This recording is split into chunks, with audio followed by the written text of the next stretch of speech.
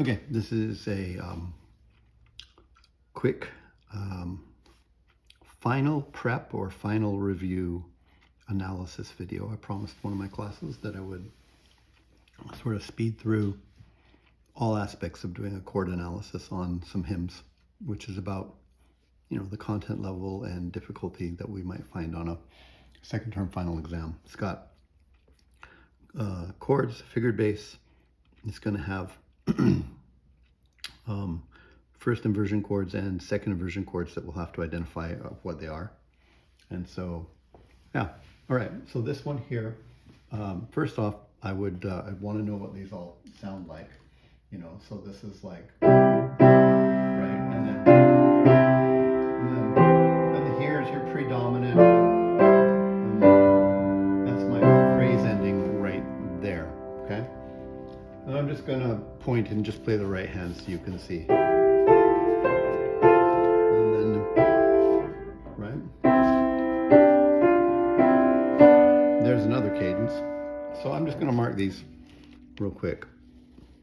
It's not that you can't go from the beginning, but simply marking the cadences will help you sort of orient yourself to the key and to what we're dealing with here. Plus, we're going to want to do like a diagram afterwards as well.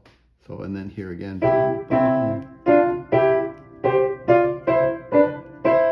It sounds real similar to the beginning, right? And then.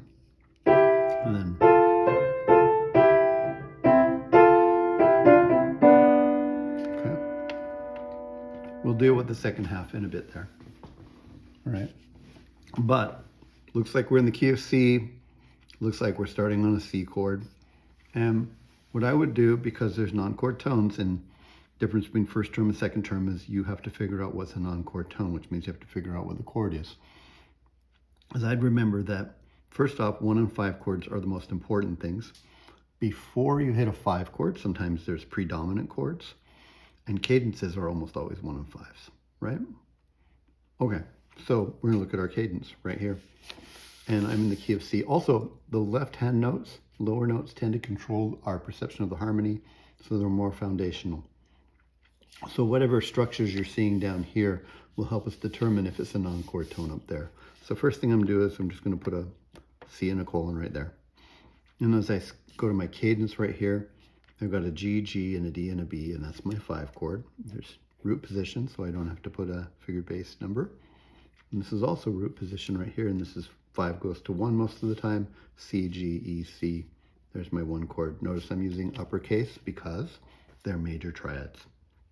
If they were minor, I'd use lowercase Roman numerals, okay?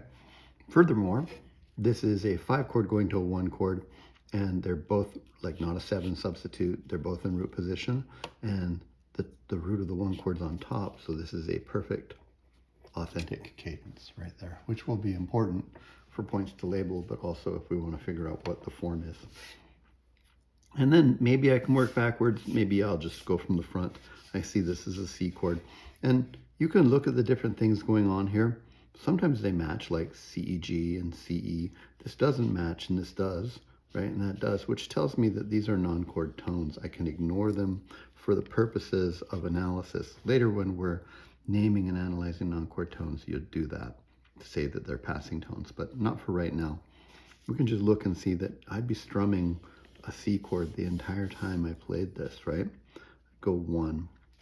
Now, on the test, if there's nothing else here, you can just do nothing because it stays the whole time.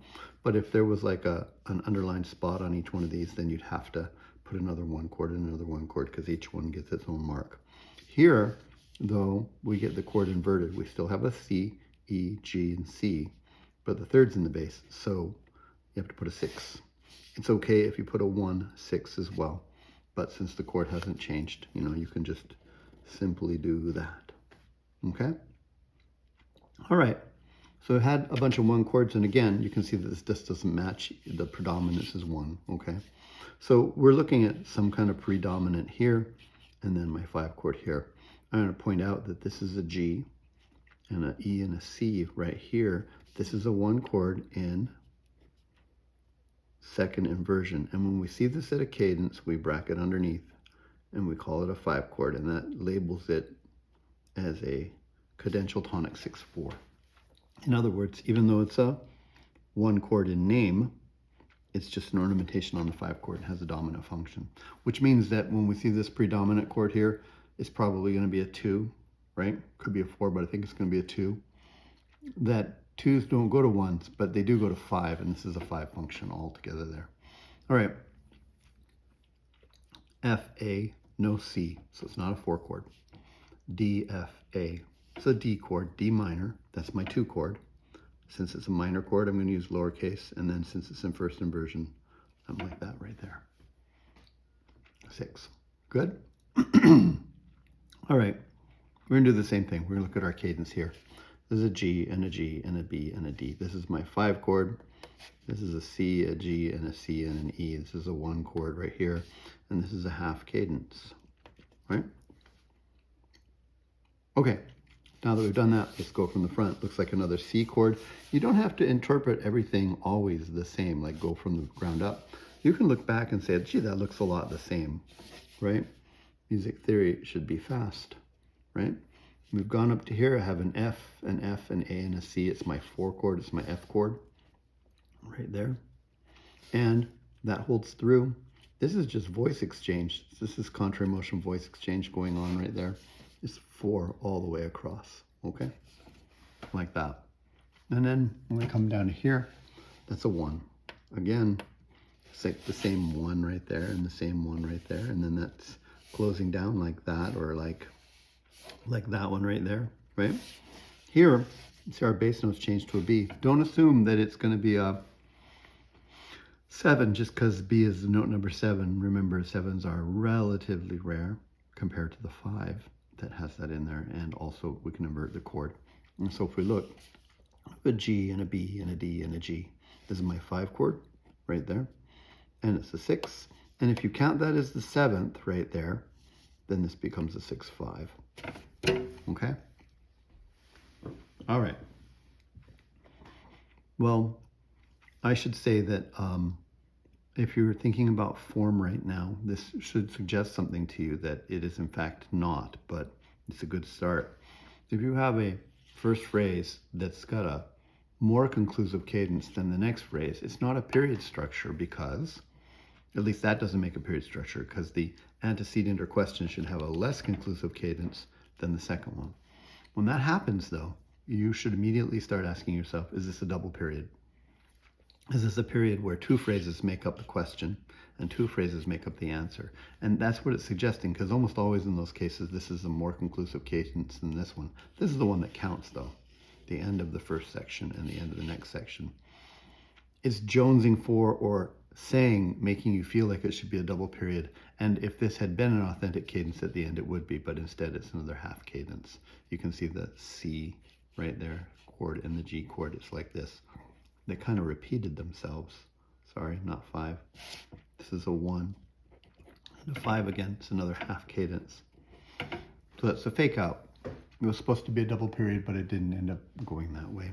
If we look here, we have another same cadence. Like, don't even, if it sounds kind of the same, just look. You don't have to spell from the ground up. It's the same. It's the same.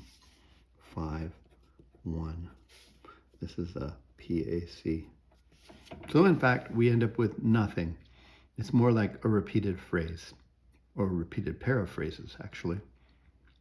Should have been a double period, but the second cadence didn't become authentic, making that be, more authentic. I'm sorry, less conclusive and more conclusive. It's okay. We're going to speed through this. Look, it's the same, it's the same, it's the same, it's the same, it's the same, it's the same, it's the same. You can write it all in if you want. Or you can say same as measures 1, 2, 3, 1, 2, 3, 4 kind of, right? Good. And then here, that's the same right there, right? That's the same, that's the same, and that's the same. Here it's slightly different. The left hand is the same. They just went up a little higher and gave us some more non-chord tones. And so this is still going to be a 5. 6/5. You can even call it a ninth if you want. You throw that up there. If it's a ninth, then you don't have to do figured bass. You can just go 5/9. If you want to just pretend it's an appoggiatura, right, like landing on an oncorde chord and sliding down, then you could call it a 5/6/5 again, if you like, right? Again, you can see the framework of the chords here, and so you can hear these things as non-chord tones because they don't work up. Okay? All right. Well, here, let's get after this last part then. I think I'm gonna play it just so that we have it in our head so you can hear it. Again, I'll point and you can kind of hear. It's like from here, da, da, da, da, da, from here. Oops. And then, right?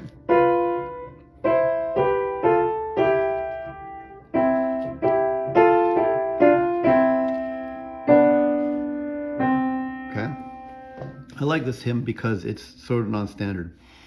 It looks like it's going to be double period, which is not that common, and then it doesn't do it. It fakes you out. And then it's like, we have all these lyrics we want to get in here, and so we're not going to go with like a regular set of measures or something. We just kind of add and add and add until we get done, and I like the irregularity of that. Makes it a little less predictable. Listen, I'm going to look here at the end and just say, look, whenever I hear mi, re, do, I immediately think 1, 6, 4, 5, 1, right? There's my 1 chord right there. There's my 5 chord with a 7th, G, B, D, F, right there. And this here is my 1, 6, 4, which we kind of expect at the end of the piece, right?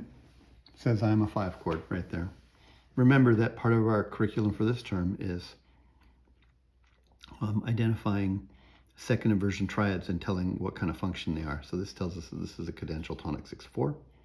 Okay, let's go from here. I think this G is just the 5 chord going on here, and this is a G and a D and a B and an F. So that's a G7, or dominant 7. This is just the same chord again here. Here we have a 1, 6, 4. Okay, and all of that there. We're going to have to identify what that is. It's not at a cadence, so it's not going to be bracketed underneath. It's going to be bracketed at the side. And if we come down here, it's still a 1, 6, 4 that then becomes a G, B, D, F, a 5, 7, and then becomes a 1, 6, 4 again, and then becomes a 1, 6, 4 and a 5. Right there, and then this is a 5, 7. That's a bunch of back and forth and back and forth. But let's talk about what's really going on here. We look at the bass line and see what it looks like in terms of function. And you see how the G is held out here and held out here and held out here and held out here. So we put the brackets around the 1, 6, 4 to tell us that it's not a functional chord, it's a linear chord, right? It's ornamenting something else. And you look at the bass line to see what it's doing, or the location. In this case, over here, it's at the cadence, so it's a tonic 6/4 cadential figure. Here, this looks like a pedal note or a pedal tone, right? And so that's what these all are. They're pedal chords.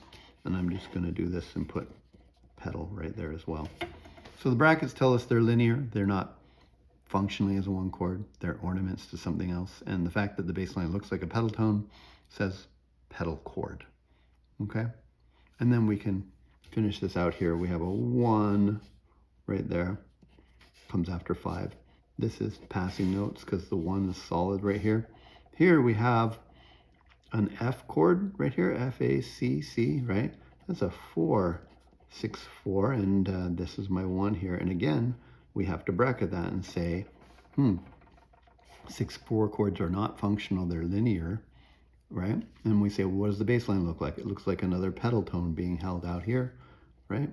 So it's a pedal chord, okay? And then here we have a 4 chord, non-chord tones. This becomes a D, F, A, which is a 2 chord and first inversion. And we know that 2 chords can follow 4s, and 2's like to prep up my 5 chords again. And that's it right there. If we were drawing a diagram of this, so we have to think about this. It goes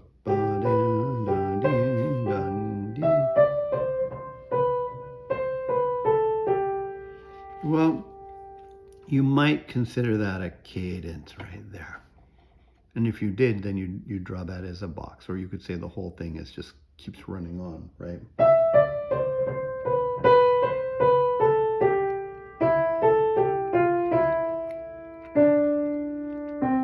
Problem is, if you feel that's a cadence, you kind of feel like that's also the same, kind of feeling. And, if you want to, you can break them up into cadences. You can call this a half cadence. This is no kind of cadence because it's all just one chord the whole time. And I'm going to err on the side of being simple. I've got my first phrase, my next phrase, my repeat of the first phrase, and that right there. This is A, this is B, this is A, this is B prime. This is a perfect authentic cadence. This is a half cadence. This is a perfect authentic cadence. This is a half cadence. And I'm just going to draw this whole thing here out to the end and go PAC like that. And this we'll just call C. It can be broken up if you want to go higher resolution into smaller like sub phrases, but for our purposes. And then you can put your measure numbers here. 1, 2, 3, 4. Look like 4 measure phrases. 4, 8, 12, 16. And then what do we have here? 1, 2, 1, 2, 3, 4. 1, 2, 3, 4. 1, 2, 3, 4. 1, 2, 3, 4. So this is 17, 18, 19, 20, 21, 22, 23, 24, 25, 26. I love the funny length of that there. And I put us in the key of C. And there are no period structures to be made here. Or sentence structures for that matter. Okay, there's that.